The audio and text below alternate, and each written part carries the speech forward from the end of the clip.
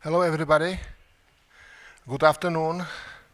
My name is Martin Palouš and I have the honor and challenge to moderate this panel, Cuba after July 11. Something happened in Cuba that day, and our question is the situation now somewhat different, and should we take something into consideration, trying to understand and eventually formulate some plans for actions. I will start with a provocative, challenging idea. What I think is that after Afghanistan, what happened there, I would rather say failure than success, the current US administration and all democracies in the world would like to have some visible success. Something that really can be seen as a signal that the process of democratization have a chance. And what I'm trying to say is that they should look at Latin America first, and that Cuba is that country that can really be seen as a positive signal and beginning of a change and the future. I have here 4 panelists that hopefully will enlighten us. 2 Cubans, Elena Larrinaga, she came from Madrid, Spain, and actually she's in charge of international foreign affairs of Council for Democratic Transition in Cuba. So she will tell us more about that. Santiago Alpizar, he is from Miami, so we will have a different perspective from him for sure. And he runs an organization called Cuba Demanda, and he is operating within the framework of discussions on Cuba taking place in Miami on a daily basis. We are honored and pleased that we have Dita Charanzová with us here, Vice President of European Parliament, a person who has been very much involved in Cuban discussions in the European Parliament. Last 2 resolutions on Cuba speak for themselves. We understand the complexity of the European situation in these discussions, but Dita will be for sure ready and so kind to give us a clue how the situation is perceived from her perspective. We wanted to have here also American point of view. This is my argument that this is a very important moment in which Europeans and Americans should reconsider their perspectives, to take into consideration the fact that historically the differences are here for obvious reasons, but there may be some opportunity really for concrete contributions to transatlantic relations. I'm in touch with the State Department very often, but we will not have, unfortunately, a message from Washington at this moment, so I'll try to bring in these arguments as I understand them. Last but not least, we have with us Eva Kubátová. Eva works for Bellum Foundation, and we have been involved for years already in an initiative, I call it the presence of the past, which means the stories of individuals, now in this case Cubans, that have been in their lives confronted with totalitarianism, and we believe that their experience and reflection on the experience is a significant part of transition.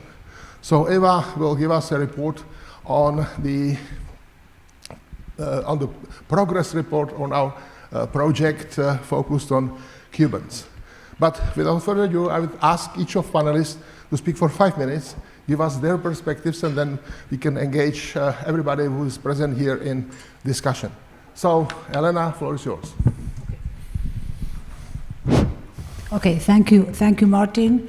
I'm going to try to speak slowly because I speak very fast, and I'm not as fluent in English as I would like to, so I hope you will understand. If not, don't hesitate. Well, as Martin said, I'm talking on behalf of the Council for Democratic Transition in Cuba. The Council is a solid institution that has in it more than 35 organizations in Cuba, associations in Cuba. Well, in Cuba there's nothing but well. They are solid. They are prepared to rule the country to a regime of freedoms under a constitutional rule of law. So they have the capacity and they can do it. They are working in proposals and actions. After the 11 July, we think that it became evident the fractures between the people of Cuba and the government. I think it's something that everybody can see, no? That's why the council now, with Archipelago Cuba, has called for a march on November 20. The answer of the government is to militarize the country 19, 20, and 21st November. But they are not going to quit. They are not afraid. What have they done? They are going to advance to 15 November. Why to advance the march? Because they want to send a message. We are not afraid. This is a legitimate right to march and to ask for our freedoms and for our rights. So we are not going to march, and we're going to march the 15. And why the 15? The 15 because the 15 is the first unrestricted day for the COVID. So everybody can go. You're not going to skip the law, and you can do that. And because I think, and they think, and political actors of the council think that they have to support people's claims, because we work for the people's claim, but for the people, all the people in Cuba. That's something that we want to remark as well. It's not only for opposition, it's not only for the people that doesn't agree with the government, it's for everybody, because Cuba is the homeland of all Cubans. And I think, and Santiago will tell you, Cubans, we are set up with violence. Nobody in Cuba and in exile, wherever we live, if in America, in South America, in Europe, in Asia, we are rid of violence. We want to make a change, but we want to make it peacefully and governable. We don't want to put all over the suffering Cuba more ingredients. So thank you very much, and well. Elena, thank you, and let's go to Santiago. Thank you, Martin. As Elena was explaining, we, as a part of the Cuban opposition, don't want any violence change in Cuba. My project, or our project, I would better say, Cuba Demanda, is an independent one, and we are trying to support all opposition organizations in Cuba using a Cuban law.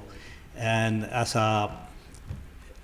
Elena had stated, Cuban law, Article 1 of the Constitution, of the present Cuban Constitution, clearly states that the Cuban is the space for all Cubans, abroad or inside Cuba. So our next initiative is a proposition for all Cuban leader opposition to participate in the next election in Cuba. And why it's important to participate in the election in Cuba, even though we know it's a fraud or a farce?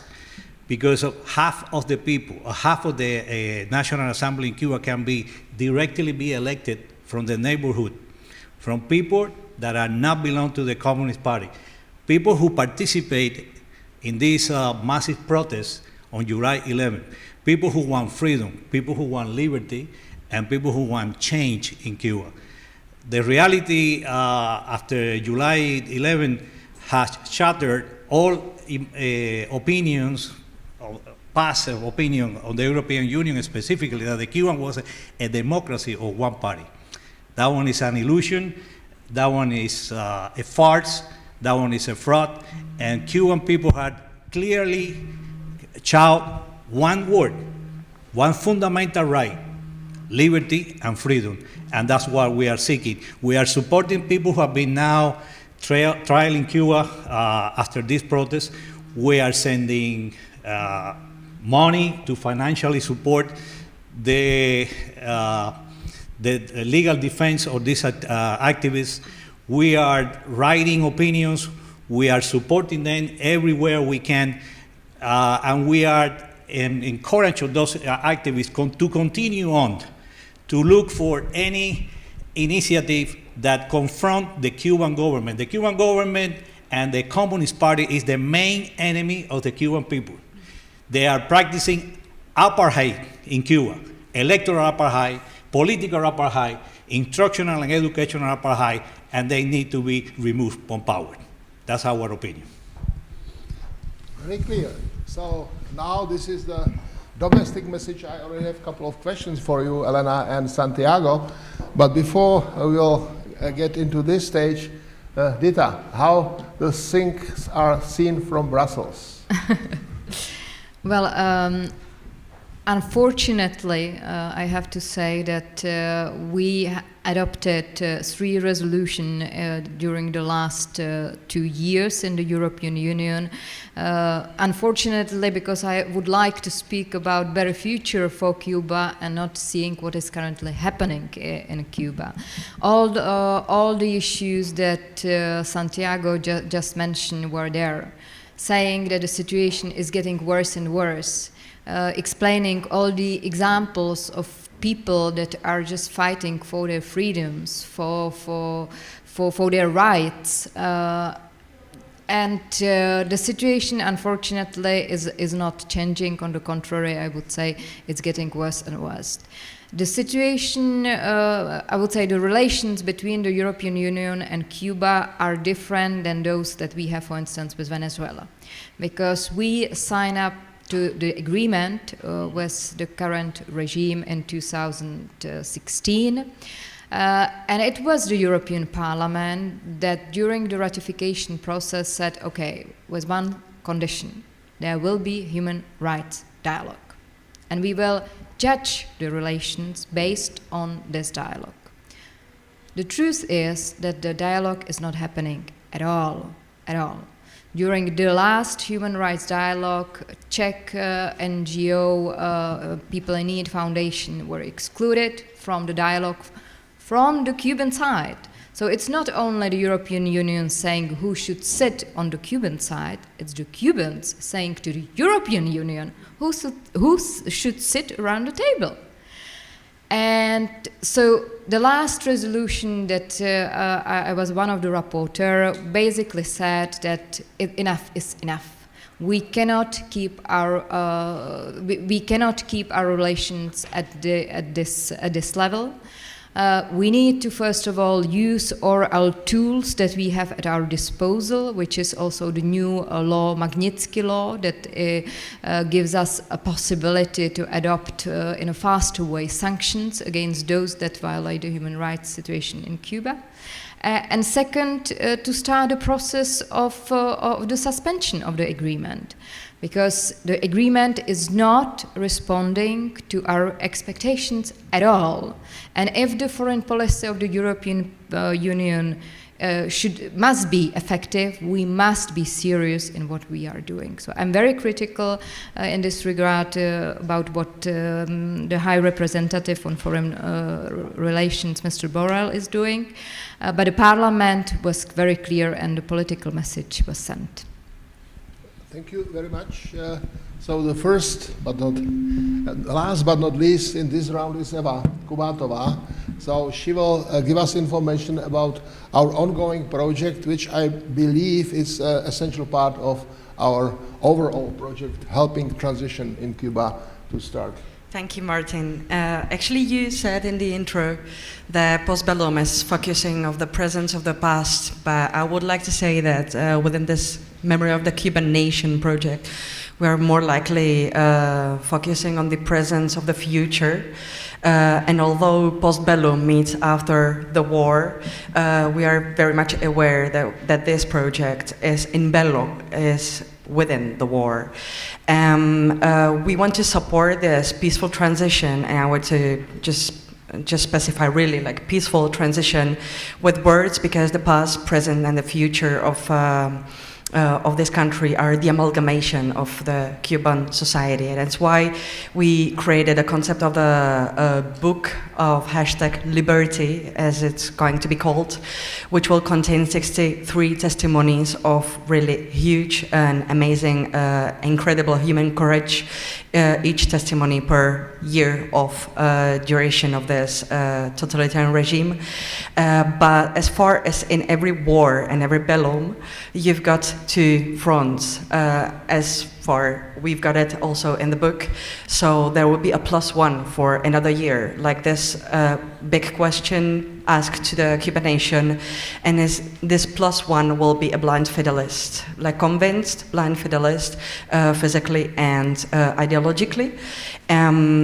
As war, the war strategy is, like for me, in many reasons or in many regards, it's similar to a game. And as Cubans are like very much passionate players of the Cuban domino, we consider that we could play with this issue and convert the year 2022 into the 2-2 and close the game finally. In one of the many interviews we gathered at the Memory of the Cuban Nation archive, has been said that the Cuban government is the greatest thief of the time, because actually the stolen time, you can't replace it. That's why we would like to say that we are more united than ever, and that the Czech Republic is offering huge support in this peaceful democratic transition, and we are proposing the 2-2 symbolically to convert the Cuban game changer. Thank you very much. Sounds promising, maybe over-promising, but let's see what's going to happen. Let me to make a small comment, and I will go back to Dita. I try to have here also American perspective, but as you know, the Cuban policy is still in the process of being evaluated. It has all sorts of dimensions and intricacies. But when I was last time in Washington 2 weeks ago, and got this following message from State Department. We know that every American initiative vis-à-vis Cuba is immediately going to be put into historical context that can backfire. But if someone else is ready to start an initiative, we will join. So you can take it as it stands, but it's a challenge for us, and we hope that we can try to do something meaningful. So again, this international dimension of the problem. I remember when I was head of Czech delegation at the meetings of the Commission for Human Rights between 1999 and 2001. It was year after the US proposed resolution failed because of South African direct involvement in the process. And we were asked by Cuban dissidents or democratic oppositionists to bring the ball back to the game. And we did, and were challenged by the situation, especially that within what I then called Bermuda Triangle, Latin America, United States, and Europe, European Union, it was almost impossible to find a common position. Still, we won this race, this game 3 times in a row. It's not just to bring back these heroic memories from the past, but to learn a lesson. And I think that the challenge is not to have an ambition to resolve historical issues. They will be with us for time being, but to find a way how to get ourselves engaged together in spite of these differences. How to cooperate in spite of the fact that Europe has its own system and treaty that regulates the relationship. The United States has its own policy process. Can we do something to improve this relationship so that Americans and Europeans are able to contribute effectively to to make the dream of Cuban democratic opposition finally true? Dita, what do you think? $1 million question. I think, and you mentioned it, first of all, the situation in Cuba will not be solved nor by the Czech Republic, nor by the European Union alone. So we need to definitely work together with the US and also with the countries of the region. My second point is, and I was very pleased as you were, and I saw that wind of change coming in Cuba during the summer, basically, when I heard also the song Patria y Vida, where it mobilized a lot of people, and it reminded me a little bit, and I can say it here, the revolution in this part of Europe. You were more closely involved than I was. And a lot of people also in these countries, both in Cuba and Venezuela, are asking sometimes for the know-how coming from this region. So maybe we will need more of your advice, Martin. I will put the ball back to your court. But definitely, I mean, we need to work together. We need to help those democratic forces that are present. And Europe must be must take active steps. For me, it's not enough to read the declaration and resolution of our High Representative. We will be judged by our deeds, not by our words. Thank you. I think you want to step in? I would like to ask a question to Dita, if I may. Please. I'm Cuban. I'm a Cuban activist. I've been documenting all the people who were detained on July 11. We've passed the 1,000, and there are still around 500 people detained, and at least one man died at the hands of the police. So I have this concern regarding the Magnitsky law, the application of this law from the United States and from Europe.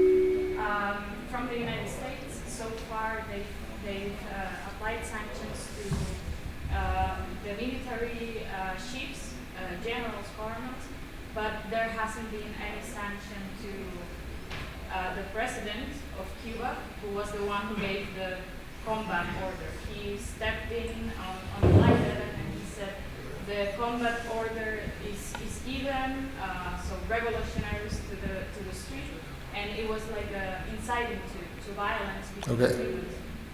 So my question, can we expect from the European Union, I think we should work towards that. The European Union forbids European countries to sell weapons to the Cuban police, to the Cuban military. Currently Spain, and I think the Czech Republic also did sell some weapons on 2018. So can we expect something on that? Okay. Well, I'm member of the European Parliament, so when it comes to the position of the European Parliament, as I said, we adopted the last resolution recently, and what we clearly said is that we need to make a step further. One is to use fully the Magnitsky Act legislation, which are the sanctions. We didn't mention to whom, etc. The European system is a bit complex and sometimes difficult to manage. So it's up now to the member states to discuss together with the High Representative and prepare the list.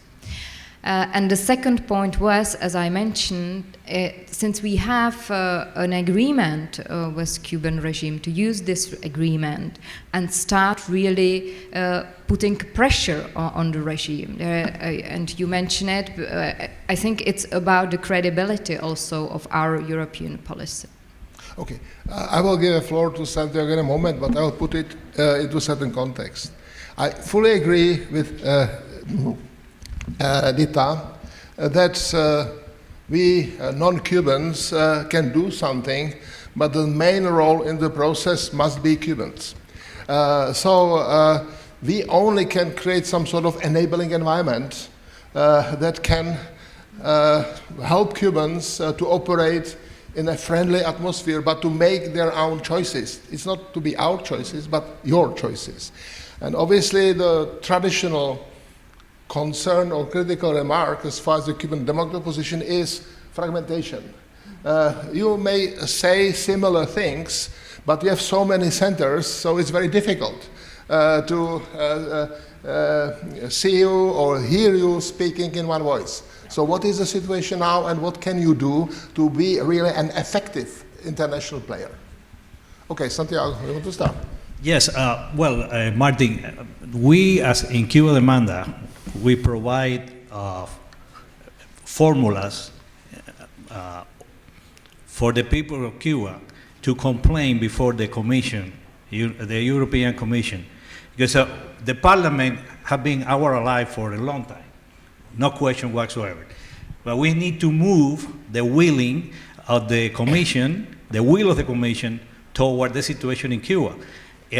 And we, Cuban, we had a problem. We can now identify ourselves as the opposition's activists against the Cuban government. And we need to do that one inside Cuba and outside Cuba. How well we need to protest everything that the Cuban government does, okay? And as far as the United States policy toward Cuba, it's being said clearly that Bob Menendez, a Democrat senator in the United States, is the architect of the present Cuban policy of the United States. We at Cuba Demanda, in April of this year, wrote a letter asking for two aspects of the American policy toward Cuba. One is the money remittances to Cuba, and the other one is immigration issue and the embassy in Cuba. I don't know whether they're going to do the same way that we ask him, but we are glad to know that now the two issues of the discussing within the American government toward the policy of Cuba is these two issues. The remittances, where we say we need to cancel all remittances to Cuba until the Cuban people receive, from people, the money that we send from the United States, not charging the 50% on those remittances to Cuba.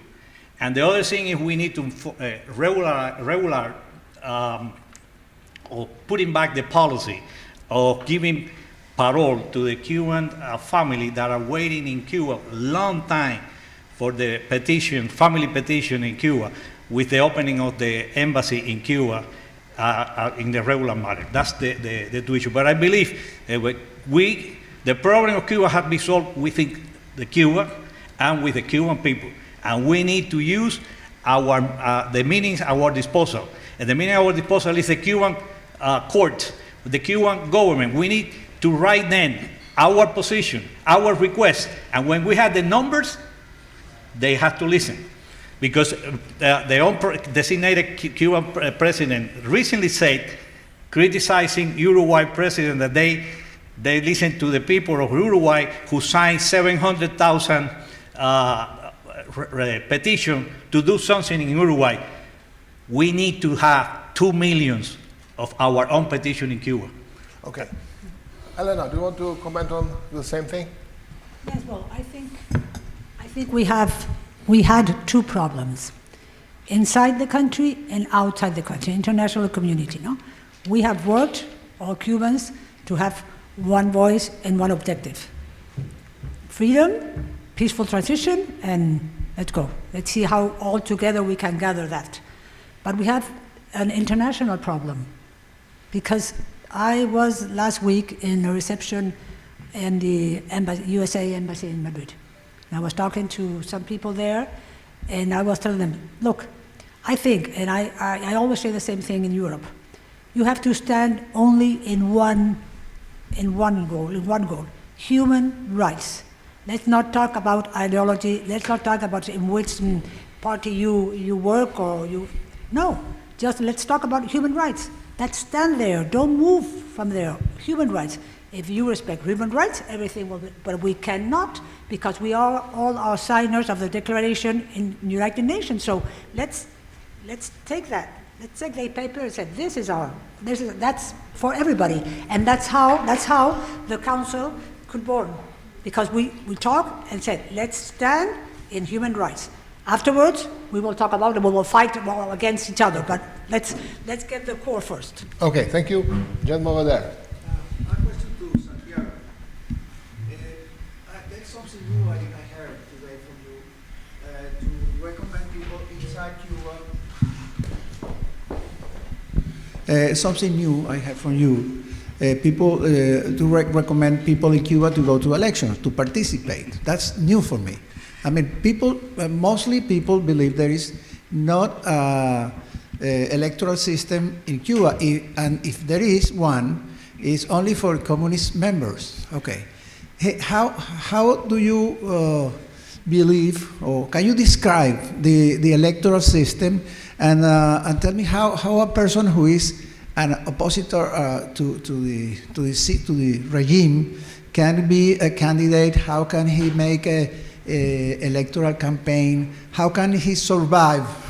I mean, what's the? And I'm glad you asked your question. It's an interesting one, and I recognize that the Cuban electoral law is a fraud. Okay. However, and one of the things is that they only allow Cuban living within Cuba to vote on the selection and to be elected.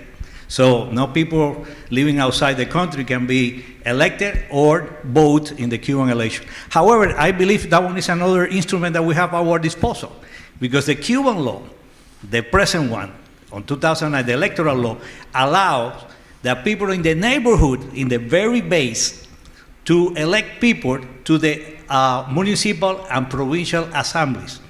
And up to 50%, I said before, could be members, no members of the Cuban Communist Party.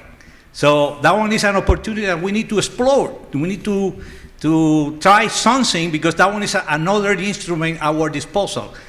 And I'm not saying that one will be the solution of Cuban, but might be one of the issues that we can present before the Cuban government, that is time for a change. And that one is one of the many opportunities that we have. Okay. I know that Dita will have to go soon to the airport on the way to Brussels. So I would like to ask her once more. First of all, our best greetings to Brussels. We will be there soon, and hopefully we will be able to do something effectively on this front. We had elections in the Czech Republic. Certainly our strength also is our communication with Czech Foreign Ministry and with the Czech Republic's foreign policy. And Czech Republic is going to have a presidency of the European Union in the second half of 2022. So Dita, is here an opportunity not just to increase the visibility of the Czech Republic, it's not so important, but to help Cuban cause? What would be your recommendation? Definitely. I mean, the Czech Republic is still seen by many in Brussels as a country that always defended the human rights worldwide. It's seen by some politicians, but it's also thanks to the work of many think tanks, the Czech think tanks, Czech NGOs. European? People like you, Martin, and many others that still carry on Václav Havel's ideas. And the fact that the Czech Republic will have a presidency is definitely a moment to show that we are serious in this respect, and that we will really carry on this agenda in the future. So I very much hope, first of all, that we will have a stable government. I was the one who was dealing with the Czech presidency in Brussels, where the Czech government collapsed in the middle of the Czech presidency. So I hope it won't happen again, and I very much hope that we will continue with our traditional values of the Czech foreign policy. Thank you very much. By the way, the Czech Republic has a great feminine presence in Brussels. Věra Jourová, commissioner, made it very clear this morning. Dita Charanzová is another great example, and I should also mention Edita Hrda, Czech now ambassador to the European Union, who is in charge of this operation. So thank you very much, and we'll see you soon somewhere.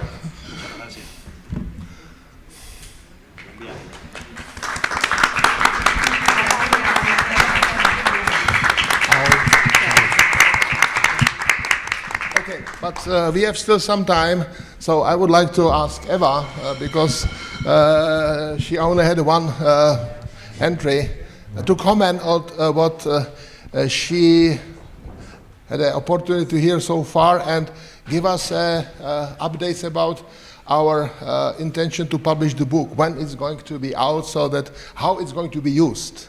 Well, actually, it will be an electronic book in order to be able to reach the maximum public within Cuba, which is, as you all know, like very complicated with the printed ones.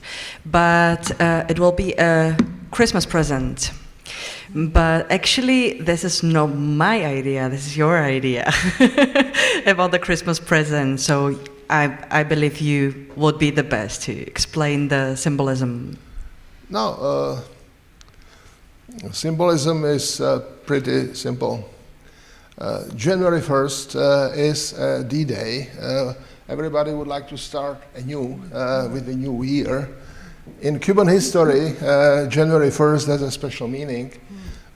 63 years ago, on January 1st next year, will be when Fidel Castro came to Havana with his Barbados, or with his revolution. So it might be a good date to reverse the course and start a new chapter.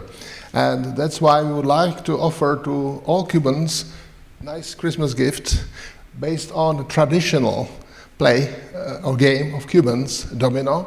And hopefully this domino can produce domino effect that sometimes can work. But tell us about the 64th story in the book.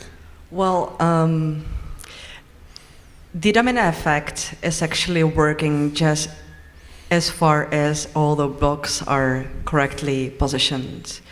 And if there is one block in the chain which is still erroneously positioned, then the avalanche can proceed simply. It might be, well, kind of naive to think that we might move those blocks in order to a correct position, but we believe that this opening of eyes, or this stop being blind to our, or to the Cuban proper, well, I consider it as mine, like part of mine, as far as I do have like really strong democratic religion, actually. But we believe that if we position all those mind blocks correctly, then the avalanche is being able to fall. And the number 579? I'm sorry? Number 579. It's actually, no, it will be 459. 459, sorry. And this book will be like very deeply symbolic in many ways, and the afterwards will have 459 words, because this, I guess, well, I hope I don't mess up with the numbers, but it will be the maximum number of points you can actually gain in the Cuban version of domino. So it will be like symbolic in order to help the avalanche to fall. And I hope that if we are present at it, it will be like a great gift also to us if we can offer like democratical transitionist well, procedure or experience to the Cuban nation. That will be great. Okay, Santiago, you saw that you want to say something.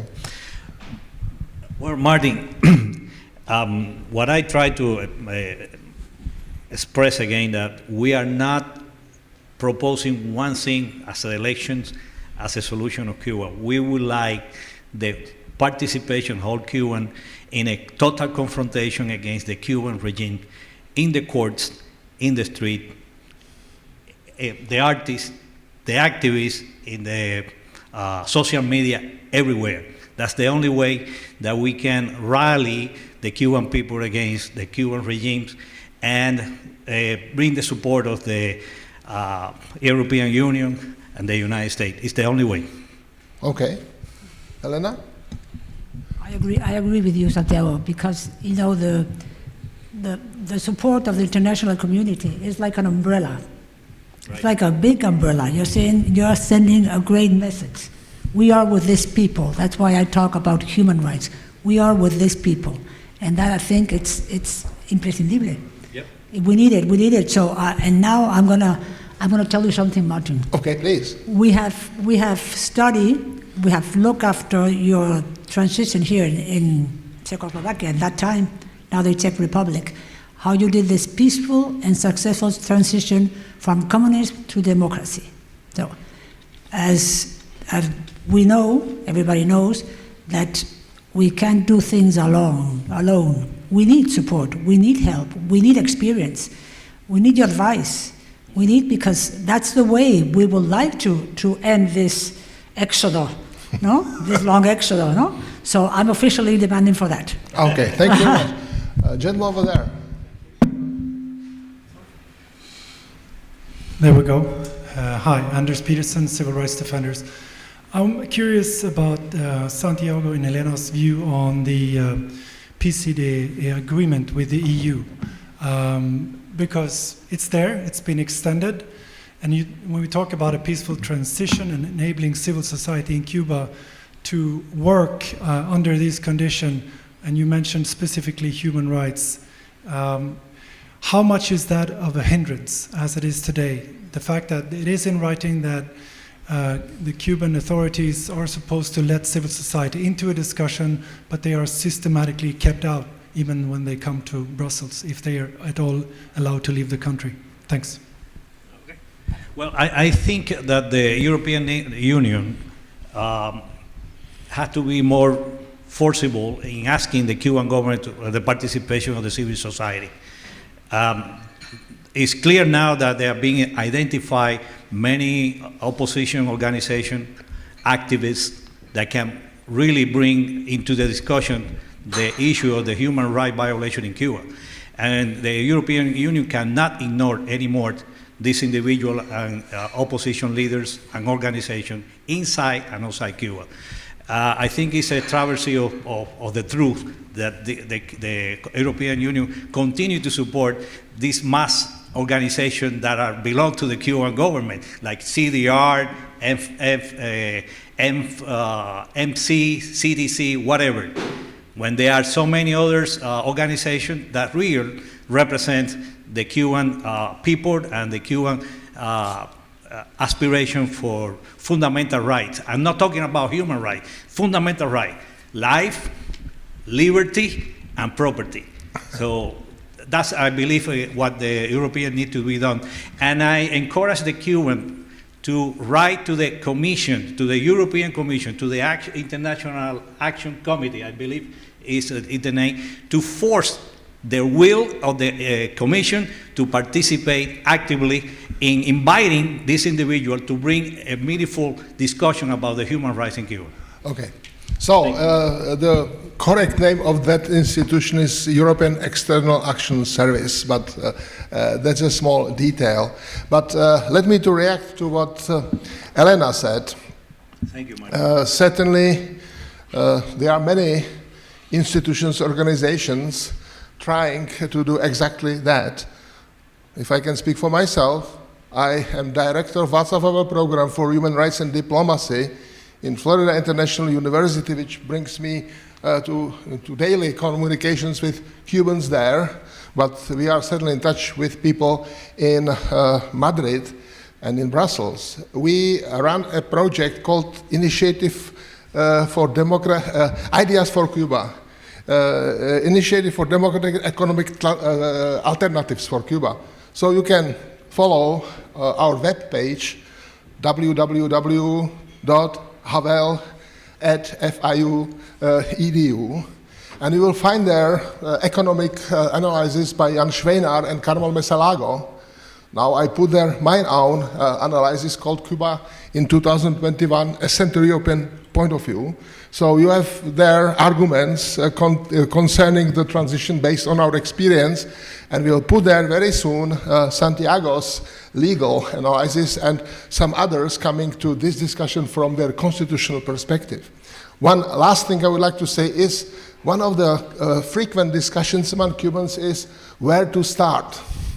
There is a Cuban constitution that clearly speaks about leading role of Communist Party and irrevocability of socialism and all these things that are incompatible with democracy. Yeah. So people like Rosa Maria Payá and Cuba Decide, they would like to start with this consulta popular and then from there to start whole process leading to same direction. There are others like Santiago, Cuba Demanda, who believe that the existing Cuban system, no matter how bad it is, should be and can be effectively used for transition.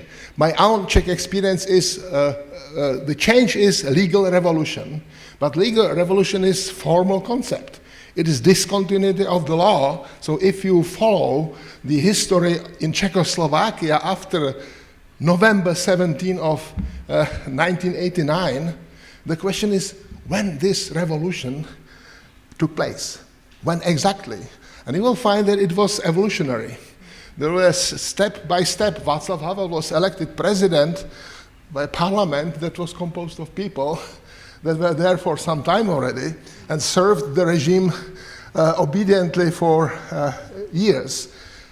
And I can go on and on through the year of 1919. I will tell you that the real discontinuity of law in Czechoslovakia emerged only in January of 1991, after the Charter of Fundamental Rights of Freedoms became a part of constitutional order, and the place of international covenants on human rights were clearly placed in Czechoslovak order, and short constitutional law said that all legal provisions that are not in conformity with these principles cease to be valid by December 31st that year. So I think that there are several possible plans how to make such a change, and discontinuity of law must come, but the way how it can come and whether it will be under a peaceful, non-violent situation in participation of everybody who wants to participate in the process, or what is going to be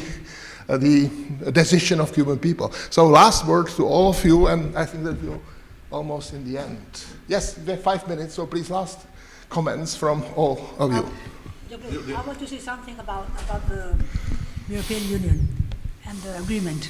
We are not against the agreement. We think we have to be civic and we have to talk and we have to, but we are against on how it's managed, the agreement. That's a question.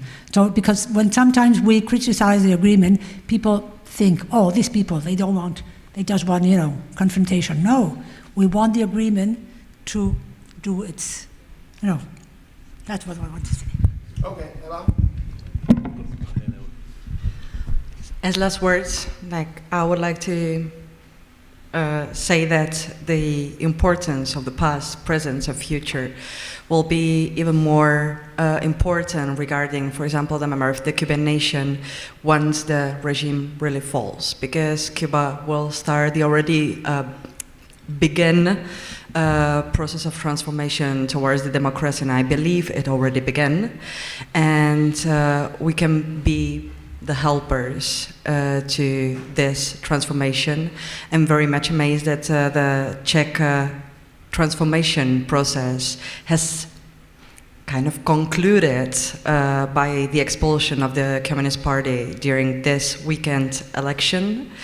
And it will be a long process, and we're very happy to be present at it and to be part of the future, talking about Cuba's past and then about the Cuban auto-definition in the modern world. So I'm very glad to be here too. Santiago, your last word. Okay, well, I just to insist that we, the Cuban people, we to act more cohesively, as we are showing lately, against the Cuban Communist Party regime, and we need to seek the support of the European Union and the United States all together to bring this regime to the end. That's my position, my view of the future, and we need to use all weapons, pacific weapons, at our disposal. Okay, so my conclusion is that as Masaryk, founding president, founding father of Czechoslovakia, I like to say already in the 1990s that Czech question did need to be thought through or reflected as in the worldly terms, as a world question. Otherwise, there would be no question at all. I think that now the same challenge is for Cubans. Cubans sometimes are too much closed in their own Cuban world, and now they must be able to sell themselves as a hope of the world, because as we heard this morning, democracy needs positive examples, and I really wish and pray that Cuba will be one very soon. Thank you very much. Thank you, Martin. Thank you, panelists, and thank all of you.